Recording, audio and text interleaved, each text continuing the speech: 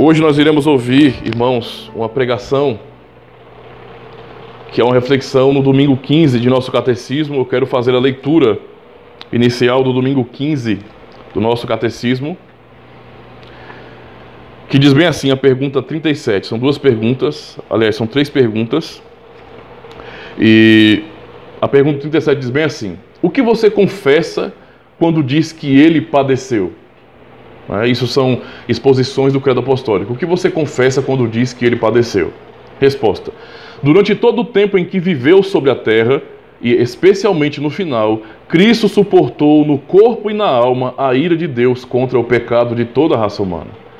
Assim, por seu sofrimento, como o único sacrifício de expiação, ele redimiu o nosso corpo e a nossa alma da condenação eterna e conquistou para nós a graça de Deus, a justiça e a vida eterna. Pergunta 38. Por que ele padeceu sob o julgamento de Pôncio Pilatos? Resposta: embora inocente, Cristo foi condenado por um juiz terreno e assim nos livrou do severo juízo de Deus que haveria de cair sobre nós. E a última pergunta, a pergunta 39.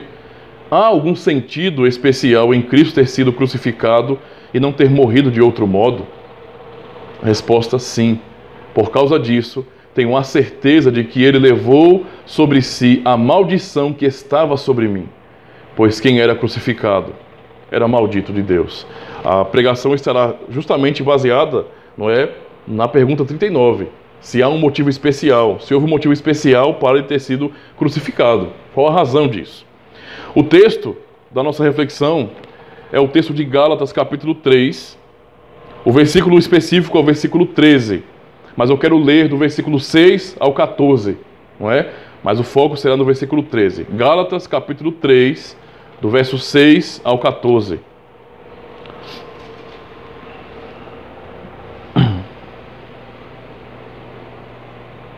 Diz bem assim a palavra do Senhor. É o caso de Abraão, que creu em Deus e isso lhe foi imputado para a justiça. Sabei, pois, que os da fé é que são filhos de Abraão.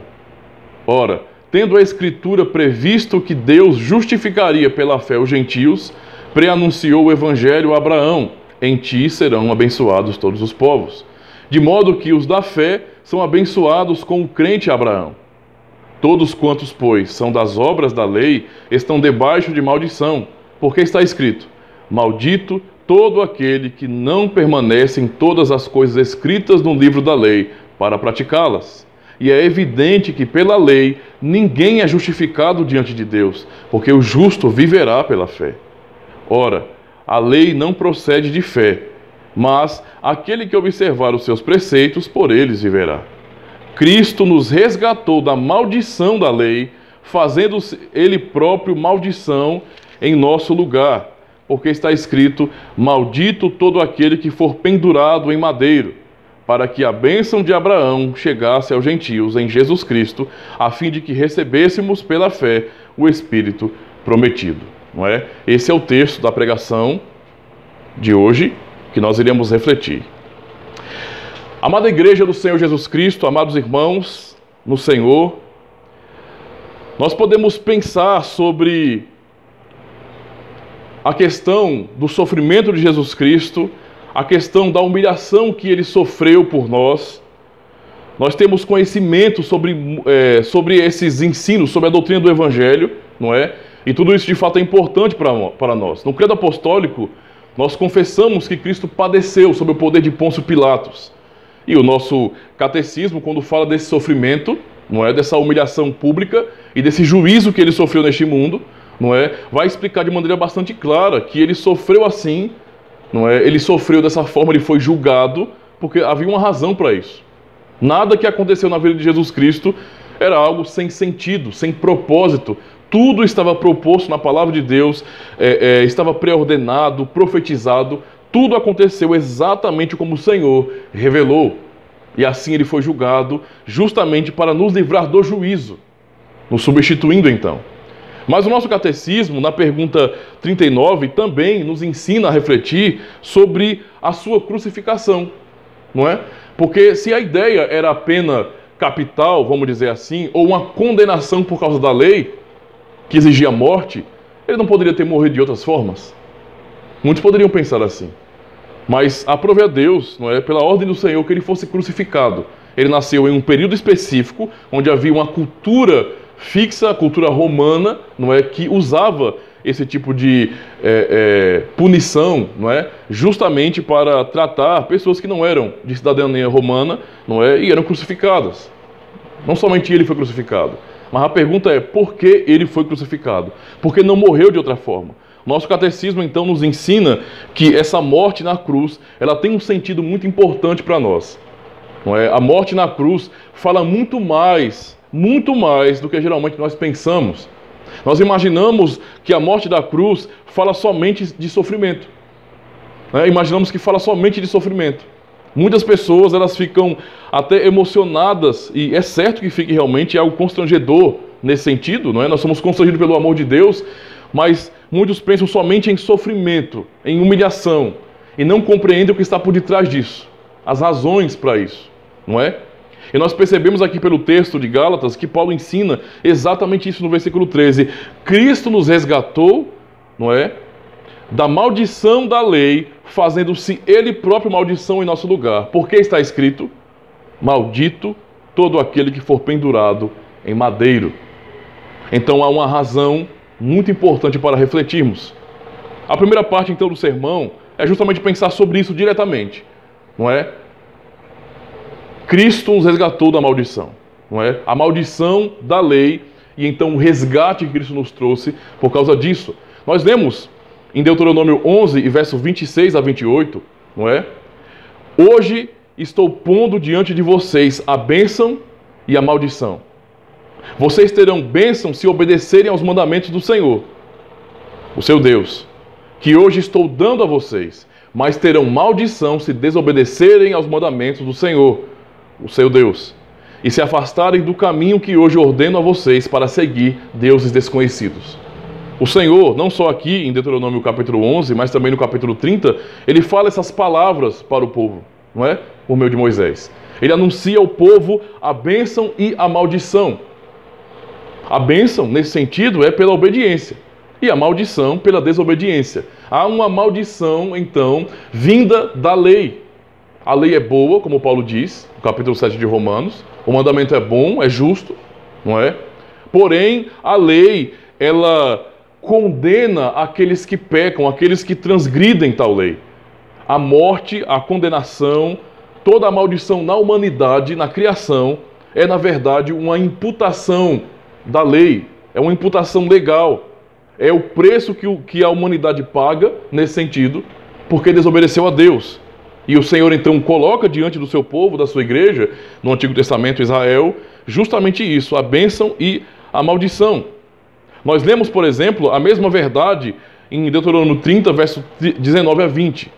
Diz bem assim: hoje invoco os céus e a terra como testemunhas contra vocês, de que coloquei diante de vocês a vida e a morte, a bênção e a maldição. Agora escolham a vida para que vocês e seus filhos vivam, e para que vocês amem o Senhor, o seu Deus, ouçam a sua voz e se apeguem firmemente a Ele. Pois o Senhor é a sua vida, e Ele dará a vocês muitos anos na terra que jurou dar aos seus antepassados, Abraão, Isaque e Jacó. O Senhor lembra as palavras da aliança, lembra a sua fidelidade, o que Ele prometeu a Abraão, Isaque e Jacó, não é? Mais uma vez falando ao seu povo: eu uso os céus como minha testemunha, de que eu coloquei para vocês, diante de vocês, a vida e a morte, a bênção e a maldição. Deuteronômio capítulo 21 também, verso 22 e 23, nós lemos exatamente o tratamento, a palavra do Senhor, as palavras de ameaça contra aqueles que pecavam, não é? Contra aqueles que desobedeciam, que transgrediam a lei. Nós lemos: se um homem culpado de crime, que merece a morte, for morto e pendurado no madeiro, é justamente esse texto que Paulo está citando em Gálatas capítulo 3. Não é? E for pendurado no madeiro, não deixem o corpo no madeiro durante a noite. Entreguem-no naquele mesmo dia, porque qualquer que for pendurado no madeiro está debaixo de maldição de Deus. Não é? Não contaminem a terra que o Senhor, o seu Deus, dá a vocês por herança. Então Paulo usa exatamente a lei, usa uma maldição da lei, nesse sentido, a maldição da lei, para falar exatamente o que Cristo fez por nós. O que ele estava sofrendo, o porquê que ele foi crucificado. Não é? A razão é justamente isso, porque publicamente ele teria que ser declarado, não é, como um maldito.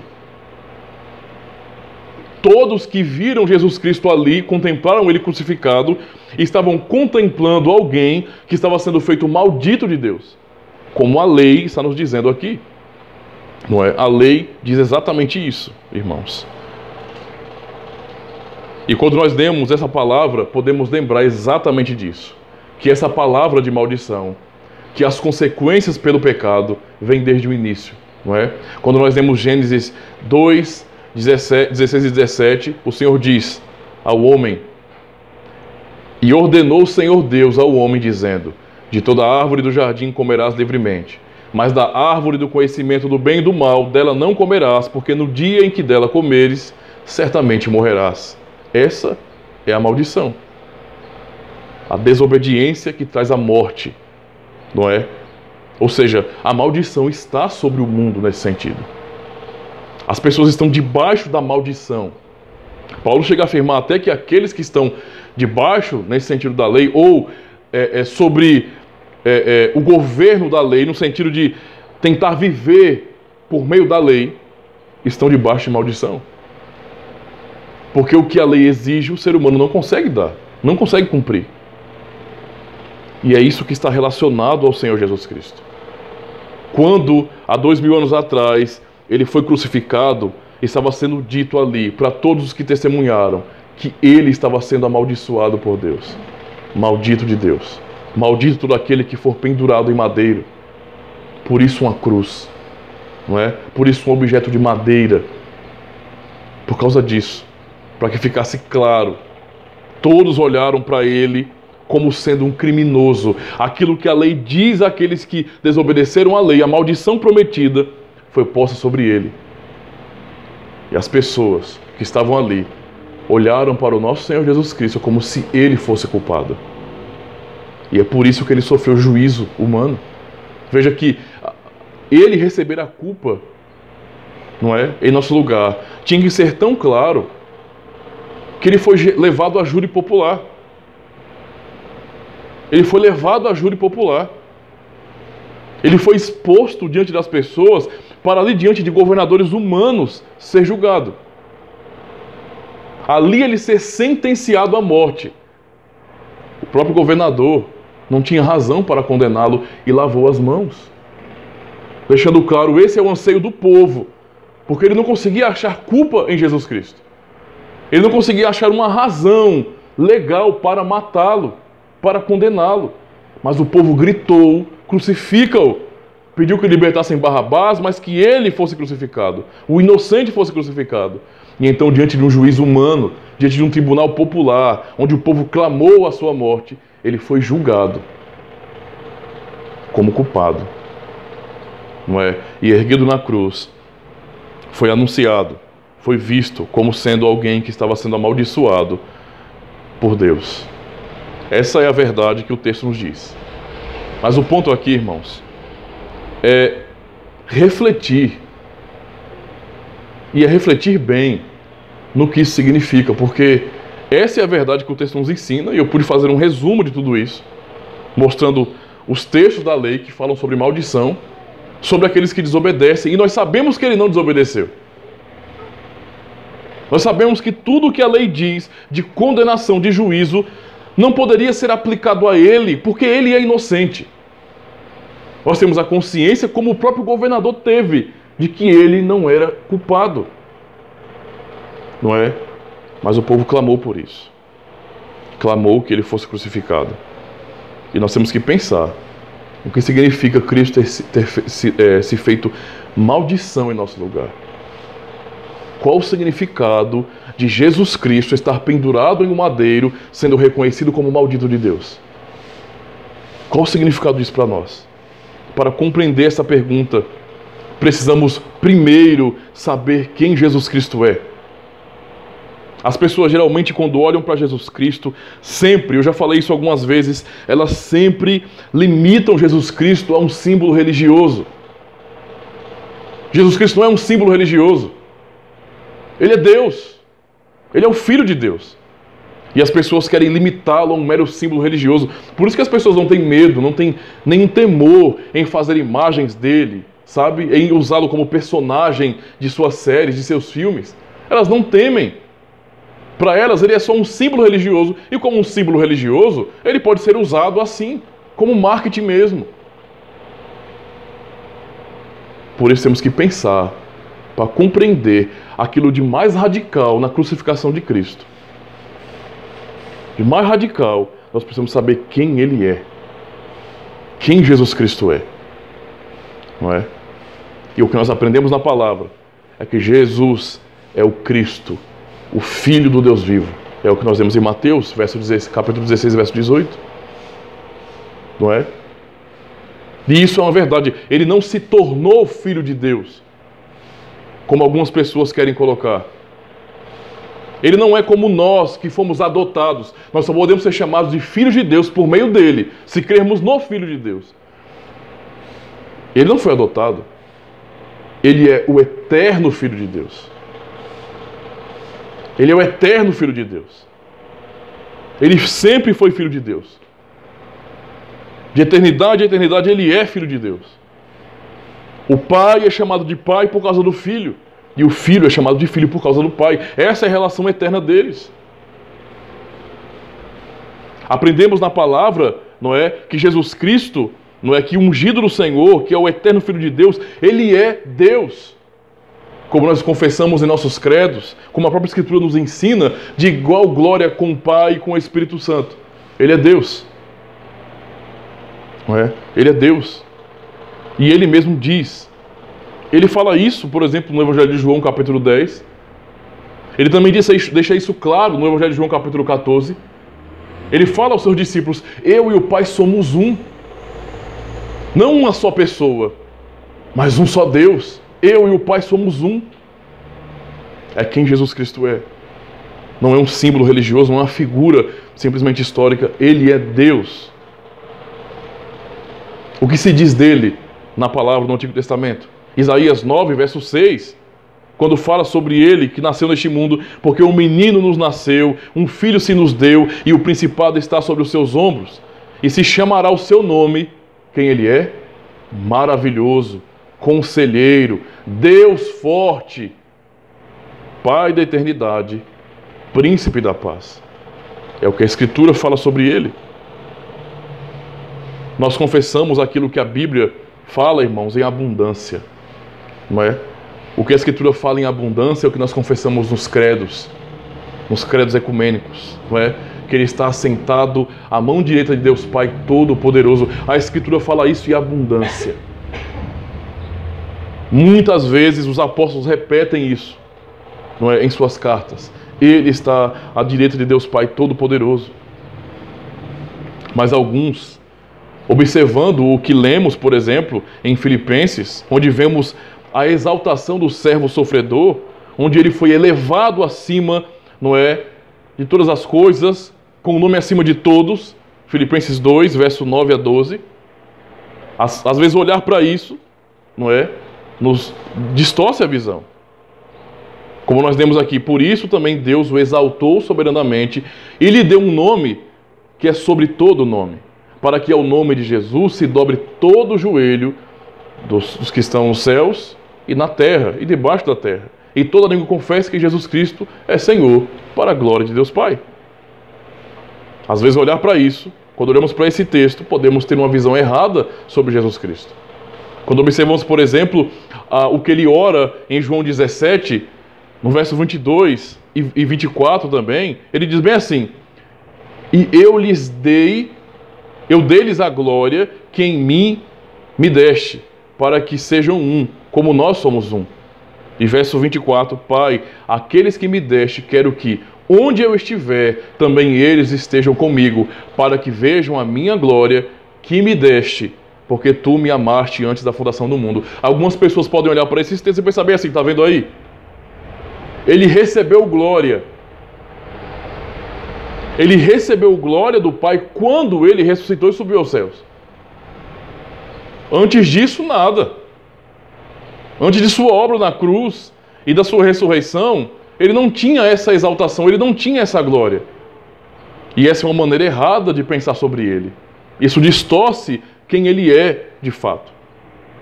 Quem pensa assim, quem está com o coração pensando assim, não é? Acaba limitando Jesus Cristo ao tempo. Ele passou a ser.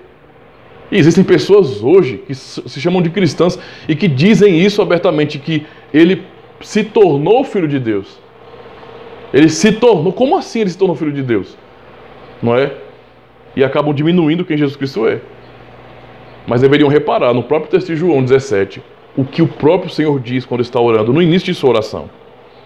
Ele diz no verso 5 do capítulo 17: E agora, glorifica-me tu, ó Pai, junto de ti mesmo, com aquela glória que tinha contigo antes que o mundo existisse. O início de sua oração, ele revela a verdade. Ele não estava alcançando uma glória que ele não tinha. Ele sempre esteve com o Pai.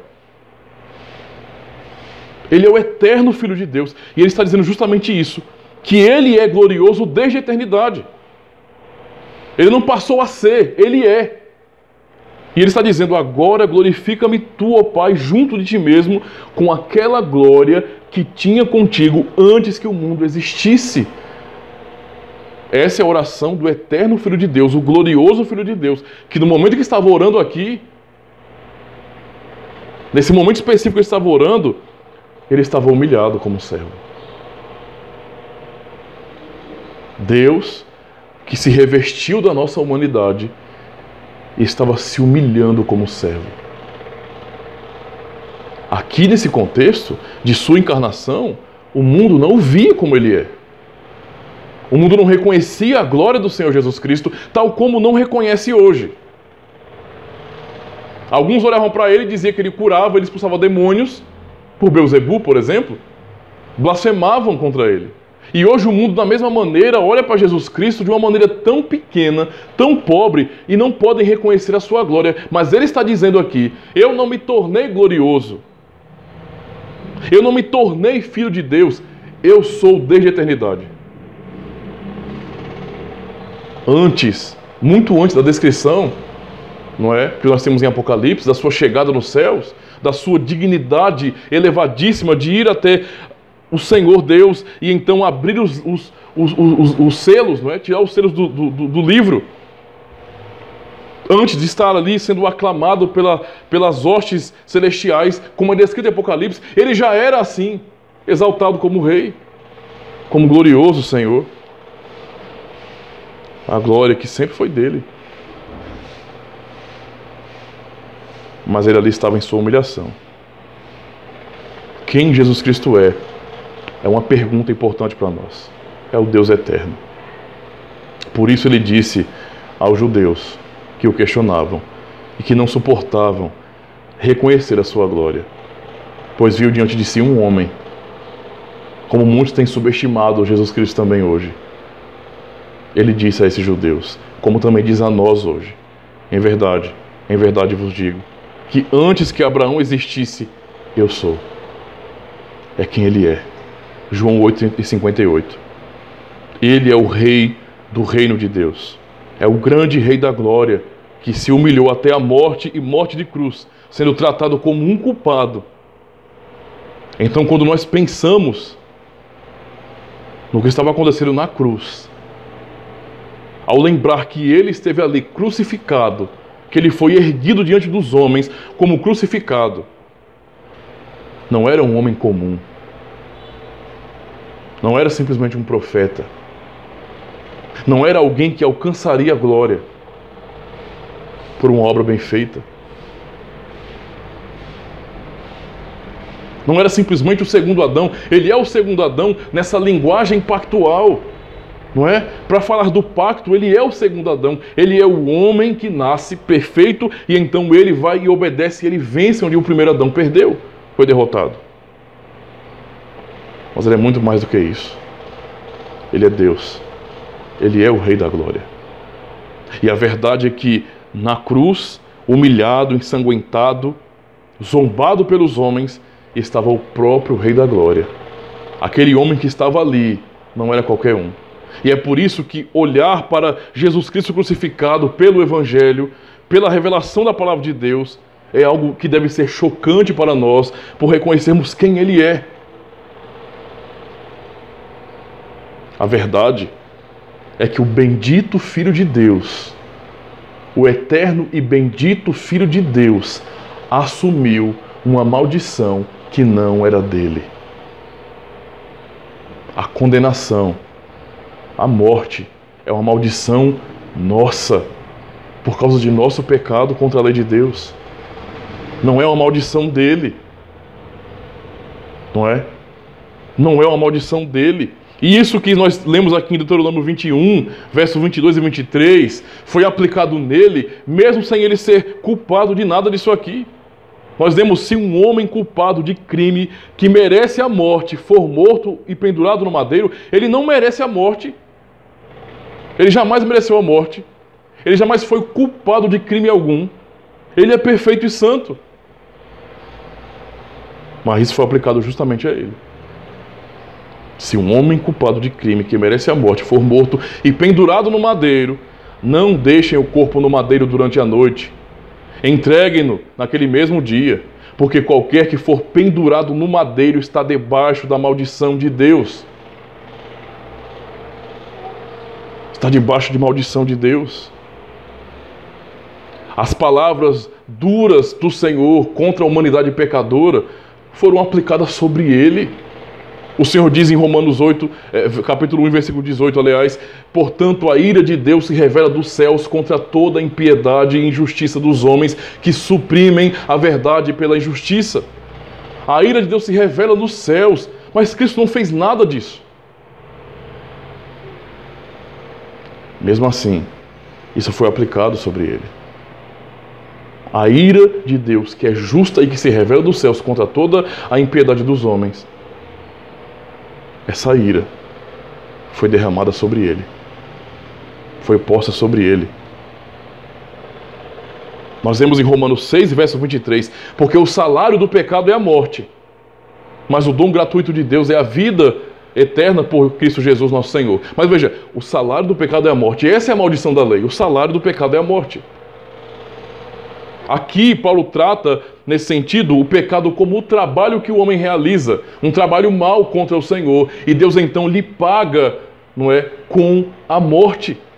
Jesus Cristo não trabalhou de maneira má, ele jamais pecou, dolo nenhum foi achado em sua boca, e portanto, o salário que era nosso, quem recebeu foi ele. A maldição que era nossa, quem recebeu foi ele. Por isso ele morreu.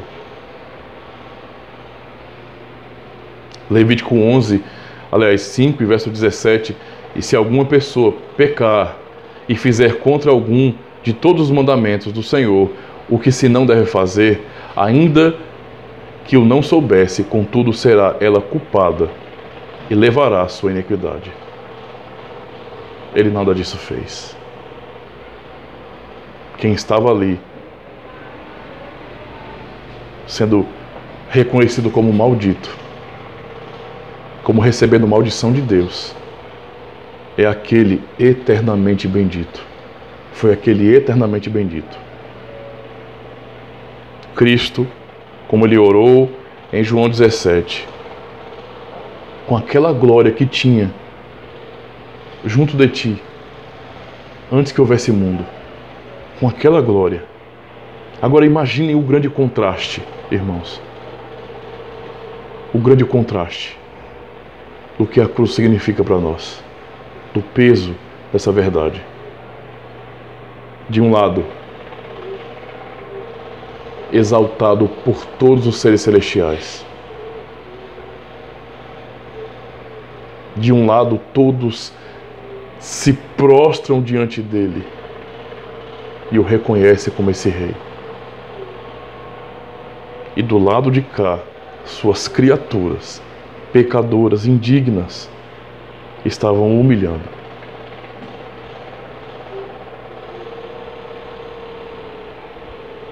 Imagina o que é uma criatura, esbofeteando esse Senhor, esse que sempre foi glorioso, batendo em sua face, cuspindo nele e ainda zombando. Tu não és o rei dos judeus? Zombando, cravando em sua cabeça uma coroa de espinhos, colocando um manto vermelho sobre ele, todo ferido, zombando, rindo, procurando se crescer, pisando nele, sendo ele Deus eterno. Mesmo assumindo nossa natureza, ele jamais deixou de ser Deus. Ele é Deus eternamente, isso não muda. Ele estava se humilhando diante dos homens. O bendito Filho de Deus estava levando o nome de quem era amaldiçoado, de quem era maldito, do Senhor, pendurado no madeiro. É por isso que quando nós lemos Gálatas, capítulo 3, essas palavras são muito importantes para nós, irmãos. Paulo diz, todos quantos,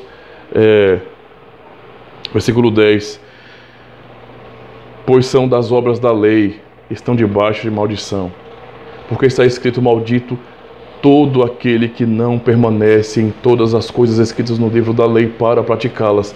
Alguém pode olhar para Jesus Cristo e dizer que ele poderia ser maldito por causa disso? Porque, veja, maldito todo aquele que não permanece em todas as coisas escritas no livro da lei para praticá-las.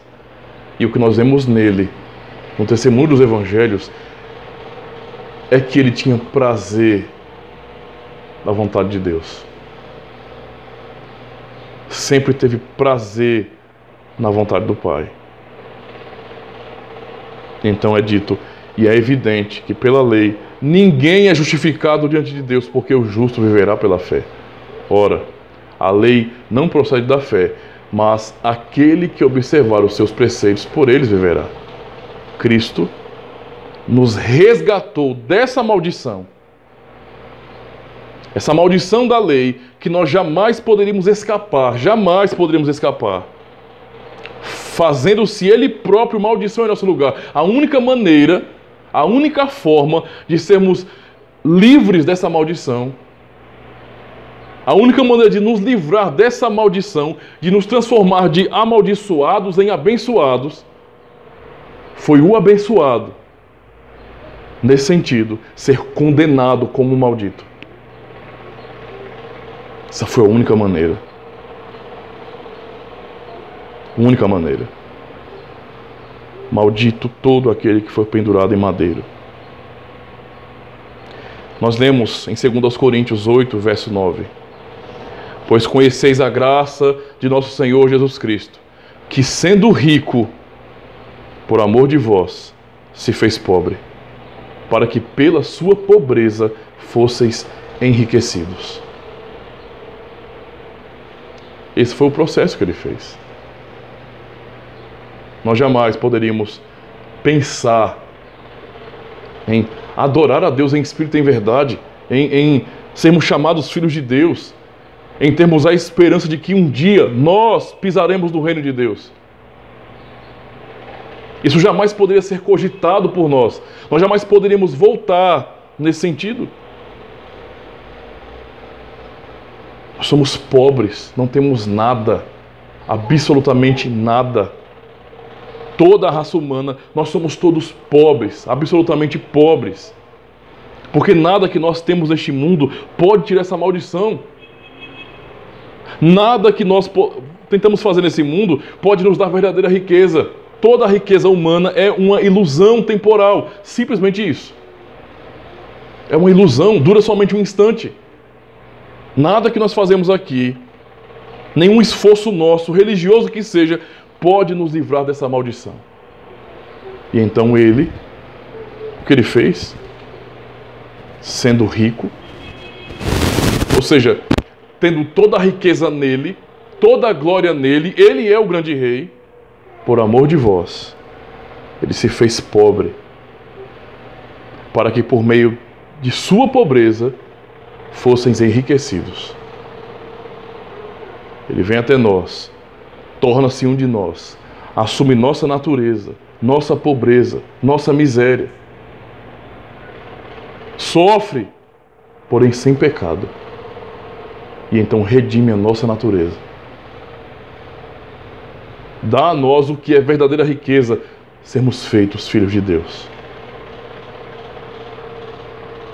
2 Coríntios 5, verso 21, nós lemos: aquele que não conheceu o pecado, Deus o fez pecado por nós, para que nele fôssemos feitos justiça de Deus.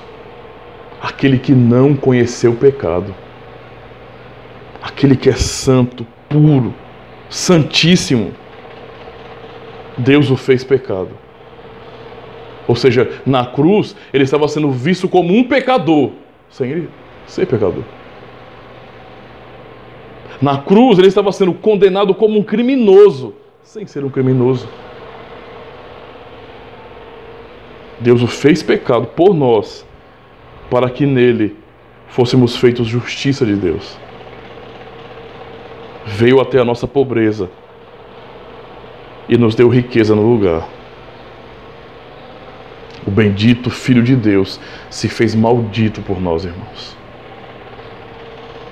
Tem que haver um peso em nosso coração a pensar nisso. Tem que haver peso em nosso coração, porque não existe nada mais importante do que isso para nós. Não pode existir. Nada mais incomparável do que isso. Veja, toda a vida humana, a vida neste mundo, a vida que as pessoas almejam, tudo isso é uma miséria, é uma ilusão. Está condenado, entende? Está condenado. A maldição que está sobre a humanidade permanece. Nós lemos em João 3, verso 36, quem crê no Filho tem a vida eterna. Já quem rejeita o Filho não verá a vida, mas a ira de Deus permanece sobre ele. Há uma maldição no mundo. Essa é a grande realidade. E então tudo que nós contemplamos no mundo, e percebam isso, aquilo que as pessoas fazem em relação a tudo na sociedade, em tudo no mundo, seja a sua cultura, suas religiões, suas artes, tudo isso está condenado. Tudo isso foi arruinado com o pecado. E o final de tudo isso é a destruição. E o ser humano que hoje faz tudo isso e sim obedece, mesmo que não queira, o mandato cultural de desenvolver a criação, no final de tudo, o ser humano que está debaixo da ira de Deus, que ainda permanece sob a maldição da lei, não desfrutará as bênçãos deste mundo, dessa terra, pois serão desarraigados daqui.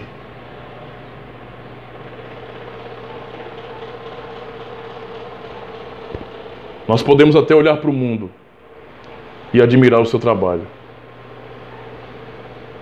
Mas é muito triste quando cristãos, ao olhar para o mundo, ao contemplar o mundo, se sentem pobres. É triste quando cristãos se sentem pobres, porque a verdade do Evangelho é que Cristo, o rico, o glorioso, se fez pobre, se humilhou para nos trazer riqueza de verdade.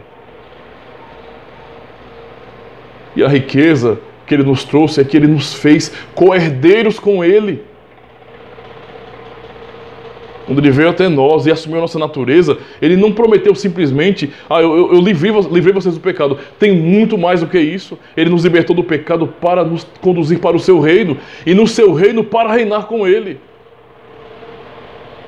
A riqueza que nós jamais poderíamos alcançar, Ele nos trouxe. E então nós que nascemos debaixo de maldição, o Filho de Deus, o bendito e eterno Filho de Deus, se fez maldito por nós. E na sua humilhação, na sua condenação, nos fez benditos do Senhor. Nos fez benditos do Senhor. Não há nada mais importante mais glorioso do que isso para nós. Para sempre, nossa natureza, outrora condenada, foi redimida para sempre. Esse foi o preço. E quando ele estava ali, humilhado, ele foi feito maldito de Deus. E o texto que nós vemos aqui em Gálatas nos diz o porquê. Porque o eterno Filho de Deus, o Rei Jesus, o glorioso Senhor,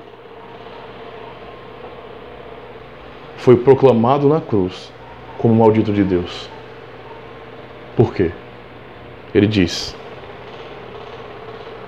versículo 14: para que a bênção de Abraão chegasse aos gentios em Jesus Cristo, a fim de que recebêssemos pela fé o Espírito prometido.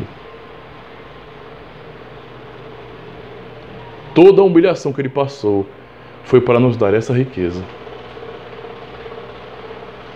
Lembra de quando Deus chamou Abraão em Gênesis 15 e fez a cerimônia do pacto? Pois bem, o Senhor ordenou a Abraão a separar animais e a cortar uma aliança, a partir os animais ao meio, a colocar as metades uma de frente à outra. E então, em uma cerimônia pactual formal daquele período, aqueles que estavam entrando em aliança tinham que passar juntos. Mas Deus colocou um sono sobre Abraão. E o que Abraão viu foi o Senhor passando sozinho por entre as metades. Ou seja, o Senhor cumpriu sozinho esse pacto e incluiu Abraão nele. E o Senhor assumiu a maldição, o sofrimento, justamente para abençoar Abraão. E como Deus havia prometido a Abraão, como é lido no versículo 6, 7 e 8, ele nos ensina agora que Jesus Cristo, que não tem pecado, Deus o fez pecado. Ele foi reconhecido como maldito de Deus, pendurado no madeiro, para que essas bênçãos, as bênçãos de Abraão, como ele diz, chegassem aos gentios. Para que Abraão, sim, fosse pai de muitas famílias da terra. Para que as bênçãos que Deus prometeu a ele chegassem às famílias da terra, chegassem a nós, brasileiros. Ele foi feito maldito de Deus. E então, por sua obra, recebemos o Espírito prometido. E foi o que ele fez. Quando ele concluiu a sua obra, quando ele ressuscitou e quando ele subiu aos céus, ele enviou para nós o seu Espírito. O Espírito do Evangelho, o Espírito que agora clama em nosso coração, Abba Pai, que testifica com o nosso Espírito que nós somos filhos de Deus. Essa é a grande riqueza que o Senhor Jesus nos trouxe com a sua pobreza. Amém.